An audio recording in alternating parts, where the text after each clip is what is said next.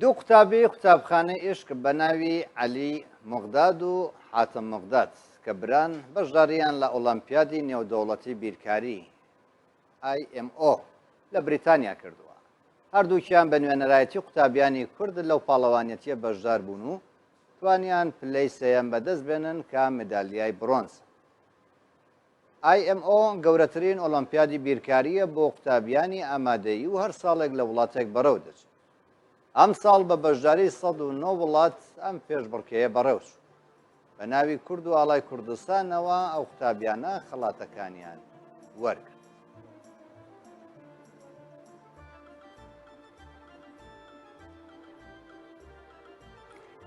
جانها هەردوو خوێندەکار عەلی و حاتم مەقداد لە ستودیۆ نۆڕۆژێ میێوانێ منن ئەمێ لەگەڵوان بەحسا vê سەرکەفتناوان و vê ئەزموناوان ژی بکەن هەردووژی جێوینە جمکن لەو مازبێژم حاتم عەلی ئەس هەر شاژ دەکەم فواد چەند جاران پرسی حاتم و عەلی بەخێر بن کاک عەلی هەردووشی بخێر هات شتە دەست پێ بکەم چاوە بووە بەشداری کردوێ پێشبڕکێدا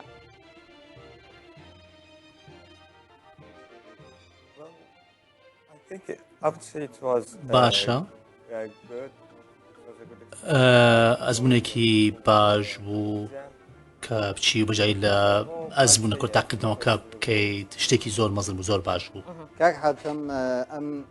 تاقیکردنەوانە کە لەم پێشبڕکێیە کران چی بوو؟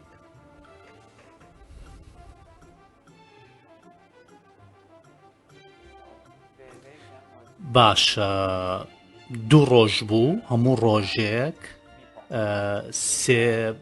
هاوکێشیان پێ ئەداین وەرسەر هەو کێشەیەک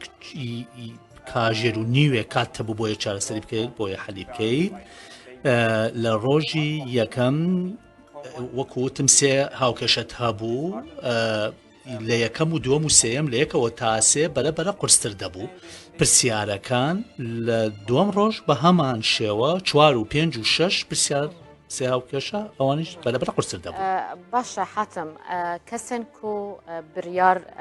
ددان یعنی ئەو کۆمیتەیە کو بریار ددان لەسەر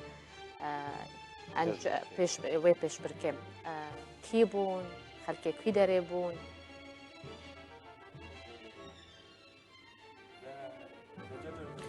ئەوانەی کە بڕیاریان لەسەر براوەکان دەدا ڕاستیدا لەسەر ئاسی جیهان هێنرا بوون بریتانی بوون و هەروەها لەسەر ئاسی نەوتۆڵی وڵاتانی تریش هەمویان بەشداریان کرد لەوەی کە بڕیار بدەن لە تیمی دادوەران بڵین ئەوانش کە ڕێکخەری بڵین تاقیکردنەوەکە بوون. باشە عەلی ئێوە لەوێ چیتان پێشکەش کرد؟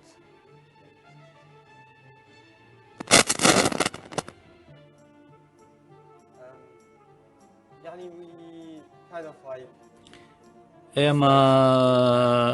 چوونە ئەوێ و بەڕاستی توش سترس بوون سەرەتا لە کاتی تاکردنەوەکە بەڵام بەگشتی سوپاس بۆ خوددا باش بوو. دخوازم لەسەر ڤاندی بەنام پرسەکێشوە بکەم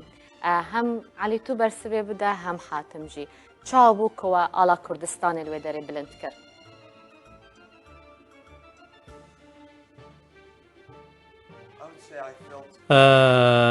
زۆر زۆر خۆشحاڵ بووم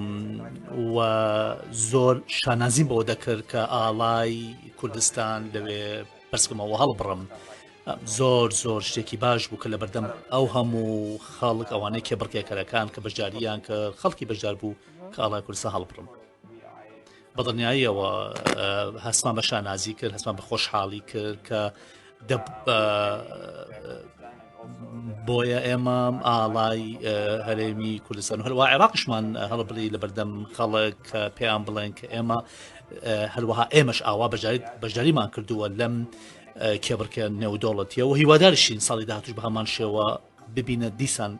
زۆر باشتر لە سەرەتاویستمان باسی پێشبڕکێکە بکەین چون ماتماتیک وەکو دەرسێکی وشکە ئێمە سەرەتاویستمانەوە دەست پێ بکەین ئێستا بە سۆفتی بکەینەوە کامتان گەورەترن لە تەمەنە؟ من 4-5 خولەک لەو گەورەتر. هەمەتان چەندە چەند ساڵن حاتم؟ 17 ساڵی. 17 ساڵ تەمەن درێژ بن. باشە علی چەند ساڵە لە هەولێر دەژین ئێوە خۆتان بە ئەسڵ خەڵکی کوێن زمانی کوردیتان چۆنە؟ ئێمە لێرە شتێ 12 ساڵ شتێکی ئاوا وابسانم سەبارەت بە زمانی کوردی هێندە باش نین بەڵام لە قۆناغی پێشکەوتوین دەزانین خەڵک چی دەڵێت بەڵام نازانین و ناتوانین قسە بکەین بە باشی بە زمانی کوردی هیچ ئەوەن هەردووژی نکارن تا ئاخافتنێ کوردی بکەن دەتوانین نەخێر بۆ جۆرەش نییە ئەتوانین تا ڕادەیەک تۆزێ قسە بکەین دابیکە بە کوردی بە کوردی قسە بکە کە هەولدانێکێ بدەلگەلمە بزانم کوردیاوە چاوای ینی لەوانەی کوردی ئەگەر مامۆستا پرسیار لە بۆ من دەکات ینی الحەمدوللا دەتانم ینی جواب وەڵام بدەیتەوە بەڵێ زۆر باشە کوردەکەت باشە بەڵام لە قسەکردن ینی زۆر باش نەقسەکردنەکەشت زۆر باش ئەزێ پرسێ بکەم ئەفو ئادەس حەسکم هەر بە کوردیەوەم بەرسەوان بدەن ئەها باشە پرسیاری خۆم دەکەم هەر بە کوردی وەڵام بدەن زانم دەتوانن یاننا ئێوە دوو برانە هەردووکتان لە بیرکاری زیرەکەن ئەو زیرەکیە چۆن دروست بووە ئایا بە خێزانی خۆتان حەستان لە وانەی بیرکاریە یان چۆن جا با وەڵامەکە لە عەلیۆ با مافی نەخۆین ڕاستە تۆ هەندێک چەند خولەکێ گەورەتری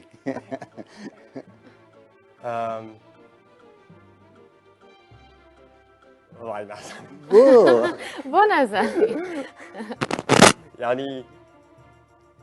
باوکو دایکتش ئەو هازیرەکن لە بیرکاری یان چۆن ینی بە خێزانی ئێوە لە بیرکاری زیرەکەن بەڵێ ئەوانە ینی زیرەکن زۆر زیرەکن لە بیرکاری هەردووکیان هەم دایکت هەم باوکت زیرەکن لە بیرکاریە بەڵێ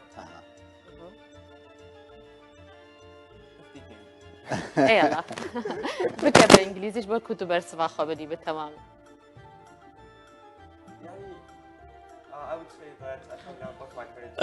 بەڵێ دایک و باوکم لە بیرکاریە باشن ئێمە لە دواناوەندی ئەوان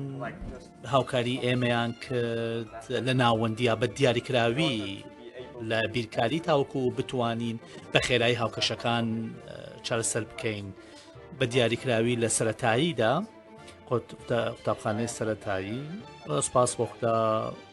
بەڵێ باش وەڵا با منش پرسیارێکی کورد بکەم هەرگیز بووە لەسەر بیرکاری بێتە شەڕتان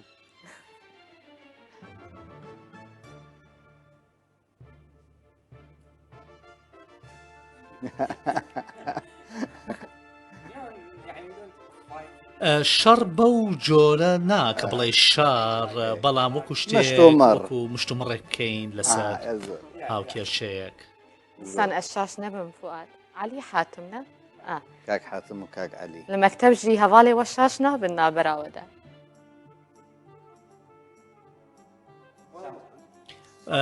هەندێک جار بەڵام زۆربەیان دەتوانن ئێمە لە یەکدی جیا بکەنەوە بەڵام ئەوانە کە یەکەم جار ئێمە دەبینن ڕستا قورسە بۆیان بەڵام دوای ماوەیەک دەمان ناسنەوە گەلێک سپاس علی و حاتم مەغداد قوتابی لە ستودیۆ لەگەڵمان نابوون زۆر بەخێر بن و هەر سەرکەوتوو بن هەر بژ